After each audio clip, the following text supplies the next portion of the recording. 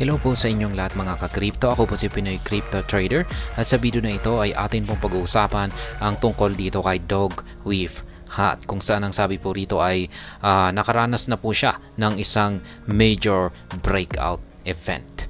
At dahil sa breakout na ito ay mukhang aakyat po siya sa isang mataas na presyo or magta times 2 yung kanyang presyo.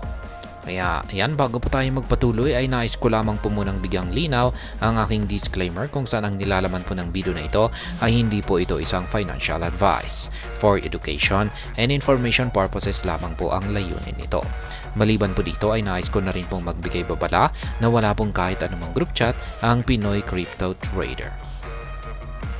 At ayan po, ang sabi rito ay with just 100 blocks left for the Bitcoin halving, the altcoins are starting to hit up trend momentum.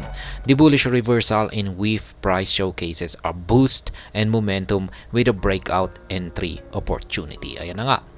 Sabi rito ay 100 blocks na lamang ang natitira ay magkakaroon na tayo ng magaganap na ang inaasahan po nating Bitcoin halving event. Kaya yan, dahil sa sobrang lapit na ay yung mga altcoins ay nag-uumpisa ng mag-init. Ayan, at nag-uumpisa na po silang makarecover sa kanilang pagkakabagsak. Kaya yan, katulad na lamang ni Dog with Hat dito na siya po ay nagpakita na po ng isang bullish reversal pattern. Kaya yan, siya ay nakaranas ng isang breakout entry opportunity. Kaya yan, mukhang simula na po ito para siya ay umangat. Spearheading the recovery rally in the meme coin industry, the Dog with Hat showcases an early reversal rally. Will the WIF price continue the prevailing uptrend to reach the $5 mark as the Bitcoin halving inches closer? Ayan. Ang mga meme coin ay pinangunahan po nila ang recovery or pagbangon sa kanilang bumagsak na presyo, katulad na lamang nitong si Dog with Hat. Kaya ayan, kung magagawa kaya ni Dog with Hat na magpatuloy sa kanyang uptrend or pag-angat sa presyo at aakyatin kaya niya ang presyong $5. Kaya ayan, sabi rito ay Dog with Hat price performance. Yan. Check po muna natin yung kanyang naging previous performance dito, kung bakit siya ay nagkaroon ng isang major breakout dito. During the correction phase in the broader market, the WIF price dropped from the peak of $4.85 to the crucial support of $2. Ayan. Noong naganap po yung market correction, yung nagsibagsakan ang buong crypto market, ay naglalaro po ang presyo ni Dog with Hat sa $4.85. Tapos bumagsak po siya ng hanggang $2. Kaya yan, nandito po siya sa ito yung high, yan, at bumagsak po siya hanggang dito sa $2 na nagsisilbing major support line po niya. The contracting downfall led to a wedge pattern while the buyers started sideways trend above the psychological mark. Kaya ayan, nung bumagsak po ang market price ni Dog with Hat mula sa presyong $4.85 ay ayan, dito po nabuo yung kanyang wedge pattern na ito. Ayan, tinatawag na wedge pattern at nagsa-sideways na lamang po siya hanggang sa nagkaroon na po siya ng breakout sa ibabaw ng upper portion ng wedge pattern dito. However, the newfound momentum, the meme coin exceeds the overhead resistance trend line. This brings a breakout entry opportunity for the sideline traders with the broader market sentiments improving. Ayan. Yan na nga. Binasag niya yung overhead na resistance trend line or upper portion ng wedge pattern dito. Kaya yan, ito po yan. Kitang-kita po natin na nakalabas po siya at meron na pong nabuong tatlong mga candlestick dito. Nakatatlo na po siya at nandito po sa labas or upper portion nito. Ayan, ito naman po yung mga technical indicators natin dito. yung EMA, moving average. The dead cross in the 4-hour chart is slowly losing its significance as the reversal rally gains momentum. Ayan, unti-unti na rin pong nanghihina yung dead cross dito na signal sa dalawang moving average natin. Ito po yung kulay orange at saka kulay gray na nag-cross dito. Dead cross signal po yan. Pero mapapansin po natin na mukhang ito ay nauubusan na ng puwersa sapagkat dulot po ng breakout dito ay yan yung parang nagpahina sa kanyang dead cross. Considering the uptrend regains momentum, the crucial EMAs could restart on a positive trajectory with a golden cross. Kaya yan, dahil daw po sa muling nagbabalik ang uptrend momentum nitong si Dog Whip Hat, ay posible daw pong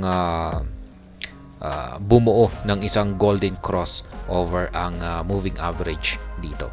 Yan, ibig pong sabihin ay yung kulay, yung kulay gold dito na linya na moving average ay magko-cross po siya dito sa kulay dark, kung saan ay yung kulay gold po na ito ay mapupunta sa ibabaw nito. Kapag nangyari yan po ang nangyari ay yan, kapag nag-cross siya ay yan po yung tinatawag na golden cross at bullish signal naman po yan. Pero kapag ganito na nag-cross yung kulay orange dito sa at napunta rito sa ibaba ay dead cross naman po yan. Bearish signal naman po yan kapag ganyan. Dito naman tayo sa RSI. The 4-hour RSI slope shows a bullish divergence fruition as the reversal rally surpasses the resistance trend line. Kaya yan. Pagdating naman po sa RSI ay meron na pong nabuo na isang bullish divergence. Yan. Kitang-kita natin. Lapit lamang natin. Ayan. Yung kanyang RSI. May nabuo na isang bullish divergence. Yan na yan, sapagkat yung kanyang reversal rally ay nasurpass na po niya yung resistance trend line nito. Ayan. Ito po yan. Ayan, will Dog Whip Hat price hit $5? Yan, ito yung talagang malaking tanong dito. Magagawa nga bang akyatin ni Dog Whip Hat ang presyong $5 dulot ng mga sinyales natin dito? If the broader market regains bullish momentum, the Dog Whip Hat price will likely display a breakneck upside move to reach the psychological level of $5. Kaya yan, kailangan daw po na ang buong crypto market ay ma-regain na rin po nila yung kanilang bullish momentum. Yan, at hindi lamang po itong si Dog Whip Hat. Kaya kung pag mapapansin po natin na ang buong crypto market ay nakaka-recover na at nagsisiakyatan na or nagsisiangatan na yung kanilang presyo, ay dito po natin mas pwedeng sabihin na magagawang akyatin ni Dog Whip Hat ang psychological price threshold na $5. Optimistically, the breakout rally could hit the $6.90 mark or the 1.618 trend base Fibonacci level. Kaya yan po yung optimistic na posibleng price target nitong si Dog Whip Hat. Kung sakaling nagkaroon ng rally pagdulot ng breakout na naganap ngayon, posible po siyang umabot ng $6.90. Yan, dito po yan. Nasa pinakamataas na Fibonacci level na 1.618. Kaya yan, 6.19. Kung hindi naman ay yung ito. Ayan, yan, dito naman po siya. Yan, mga $5 po pala dito. At saka yung pinakamalapit ay sa $3.4. Ayan. Pero posible na rin po siyang bumagsak dito sa $1.95. Kaya ayan, kung sakaling hindi po nakaregain ng momentum ang market, ang broader market, ay posible po siyang bumagsak sa yung 1.618 po pala na ito ay nagre-refer po pala ito sa Fibonacci level. Ayan. Itong 1.618 na yan or 6 point. Ito yung pinakamataas na aakyatin nito. Ngayon kung pag hindi ito yung sunod, $5 at saka $3. Kaya nakabase po yung mga price target sa Fibonacci levels. Ngayon kung pag hindi po parang false breakout po yung nangyari dito at hindi po talaga nagkaroon ng recovery ang broader market, ay posible po siyang bumagsak dito sa 1.95 or support line na support level na $2, the presyong $2. On the contrary, if the supply pressure revamps, the WIF price might re-challenge the bullish dominance at $2. Ayan na nga yung sinabi ko kanina.